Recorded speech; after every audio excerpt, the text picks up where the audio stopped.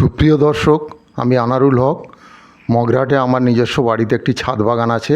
এই ছাদ বাগানে প্রায় 270টি গাছ আছে। বিভিন্ন ধরনের সার কিনে রেখেছি। এই সারগুলো আমি ব্যবহার করে থাকি।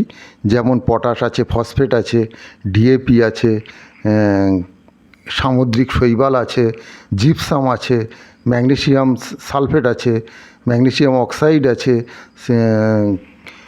সালফেট এবং যে লবণ কিছু আছে, ফাঙ্গিসাইড, ইনসেকটিসাইড, জিপসাম এবং সুপার সোনাটা আছে, কিছু বুস্টার আছে, কিছু আছে প্লান্ট গ্রোথ আছে এবং কিছু ইনসেকটিসাইড, পেস্টিসাইড এবং ফাঙ্গিসাইড আছে।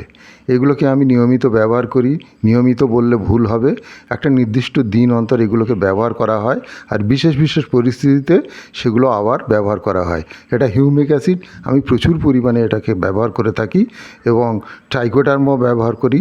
এটা একটা মাটির সান্দ্রতা পরীক্ষা করার, পিএইচ পরীক্ষা করার একটা মেশিন।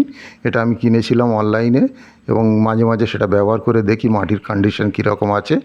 এবং বিভিন্ন কন্টেনারে আমি সার, ইনসেকটিসাইড, পেস্টিসাইড, ফাঙ্গিসাইড রেখেছি এবং এখানে যাতে রোদ না লাগে, রোদ লেগে নষ্ট না হয়ে যায়, সেই জন্য আমি চেষ্টা করি সবসময়। আর গাছে যে নিয়মিত জল দিই। এই ছাদ বাগানে ফলের ঝুড়িতে গাছগুলো বেশ স্বাস্থ্যবান হচ্ছে। আমার অভিজ্ঞতার মধ্যে দিয়ে যেটা আমি বুঝতে পেরেছি সেটা হচ্ছে বড় টবে গাছগুলো ভালো থাকে, বিশেষ করে গ্রীষ্মকালে।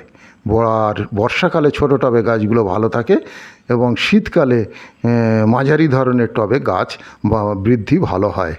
এই একটা কুল গাছ দেখছেন, এটা আপেল কুল। এর ফুল এসছে, সম্ভবত ফল ধরবে।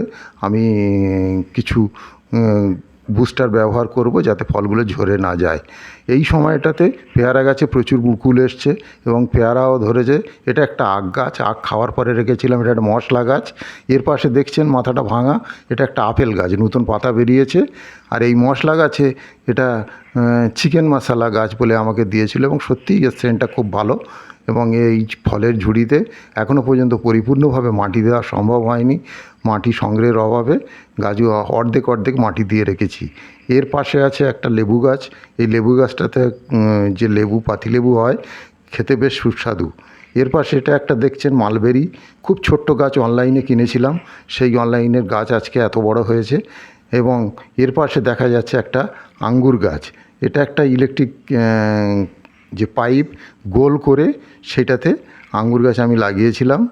এবং এইটা মালবেরি গাছটা এখনও দেখতে পাচ্ছেন, ক্যামেরা এখানেই ঘোরাফেরা করছে। এবং শেষ পর্যন্ত এই আমি যাচ্ছি আঙ্গুর গাছের কাছে। আঙ্গুর গাছটা বেশ অনেক সিজন পার হয়েছে এবং প্রায় 3টে সিজনই হয়েছে, তবে বয়স 7-8 মাস হয়েছে। এবং প্রথম দিকে গাছটির চেহারা রুগ্ন ছিল, এখন বেশ সুস্বাস্থ্যের অধিকারী হয়েছে। শীতকালে গাছটি একটু পাতা ঝরে গিয়েছিল, এখন আবার পরিপূর্ণ পাতায় ভরে গেছে। তবে এখনও পর্যন্ত আমি ফল পাইনি, ফলের আশা করছি, নিশ্চয়ই ফল হবে। এবং আঙ্গুরটা সাদা আঙ্গুরের জাত এবং এটা আমি অনলাইনে কিনেছিলাম গাছটা। এবং গাছটা বেশ দ্রুত বৃদ্ধিও পেয়েছে এবং খুব সুন্দর হয়েছে এবং লাইলন তার দিয়ে একে ভাড়া করে দিয়েছি। এর পাশে যেটা দেখছেন যে গাছটা আছে, এর পাশে একটা গাছ আমি লাগিয়েছি, সেটা পেয়ারা গাছ।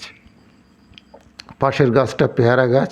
এই পেয়ারা গাছের স্বাস্থ্যটাও ভালো, বেশি দিন বয়স হয়নি। ওপাশে দেখছেন একটি 3টে কলা গাছ, তার মধ্যে অস্ট্রেলিয়ান কলা আছে, লাল কলা আছে, নীল কলা আছে এবং একটা সাদা কলা আছে। এবং তার আগের যে গাছটা দেখলেন ওটা চেরি গাছ এবং এখনও ফুল এসছে, কিন্তু এখনও পর্যন্ত ফল ধরেনি।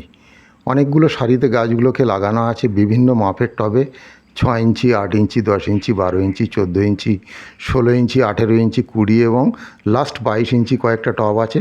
তবে শেষ পর্যন্ত যে অভিজ্ঞতা আমাকে বলে সেটা হচ্ছে ফলের ঝুড়িতে গাছগুলো ভালো থাকে, কেননা ফলের ঝুড়িতে অনেকগুলো ফাঁক থাকে, তো সেখান থেকে অতিরিক্ত জলটা বেরিয়ে যায়। বেশিরভাগই গাছ মারা যাচ্ছে আমার মনে হয় সেটা হচ্ছে গোড়ায় জল জমে। যত ভালো ওয়াটার পাসিং ব্যবস্থা করি না কেন, শেষ পর্যন্ত গোড়ায় জল জমে থাকে। পরিমাণ মতো জল মেপে না দিতে পারলে গাছের সবিরাম ক্ষতি হয়ে যায় এবং গাছগুলো খুব দ্রুত মৃত্যুর দিকে ধাবিত হয়। এটা একটা সবেদা গাছ, বেশ বড় হয়েছে, ফুলও আসছে অনেক দিন ধরে, কিন্তু ফল এখনও একটাও পায়নি। এটা একটা নিম গাছ দেখলেন, এটা একটা পেয়ারা গাছ, 2-3টে ফল ধরেছে, দেখা যাক শেষ পর্যন্ত কত বড় আকার নেয়। অনলাইনে কেনা এই গাছ, কিছু কিছু গাছ আমি নার্সারিতে কিনেছি, নার্সারিতে কেনা গাছগুলো মোটামুটি, তবে অনলাইনের গাছগুলোই আমার সবচেয়ে ভালো হয়েছে। যে গাছ যত ছোট আকারে কিনেছি এবং সেই গাছগুলোর প্রতিরোধ ক্ষমতা তত বেশি। বিশেষ করে আমের জোড় কলমে গাছের প্রতিরোধ ক্ষমতা একেবারেই থাকে না, গাছগুলো খুব তাড়াতাড়ি মারা যায়। এবং এয়ার লেয়ার কলম